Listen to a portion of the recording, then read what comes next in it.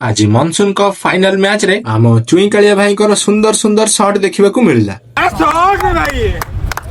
नमस्कार मु विश्व आउ स्वागत करुछि आजिरो एई monsoon cup final match blog को। आउ आजिरो एई फाइनल रे आमना सामनी हेबे रॉयल एक्सआई वर्सेस महावीर 11। आउ महावीर 11 प्रथमे टॉस जीती बॉलिंग रो निष्पत्ति नैथिला। आउ जेहेतु आज फाइनल मैच थिला त आम टिकन नना भी बहुत खुशी थिले। आउ किछि समय राउंड अप करबा परे रॉयल एक्सआई पई ओपनिंग बैटिंग जाईथिले चुई कालिया भाई आउ गणेश भाई। आउ चुई कालिया भाई ओपनिंग रे एक सुंदर पारी खेली आउट हे गले। आउ किछि ओवर रे नवीन भाई आउट हेले। आउ रॉयल एक्सआई को एक सुंदर बैटिंग रो परफॉर्मेंस देखैथिले आम अनिल भाई। धीरे धीरे करके किरण भाई भी आउट हे गले आउ अनिल भाई भी आउट हे गले। आउ महावीर 11 को 15 ओवर रे 95 रन रो टार्गेट थिला। आउ मैच टी मध्य शेष ओवर जाय जायथिला। आउ शेष रे एई मनसून कप रो विजेता हेतिला महावीर 11। बाकी आपण मानको जदी आउ एई भली टूर्नामेंट किबा मनसून कप मैच ब्लॉग देखिबार अछि ताले मो चैनल को फॉलो आउ सब्सक्राइब निश्चय करंतु।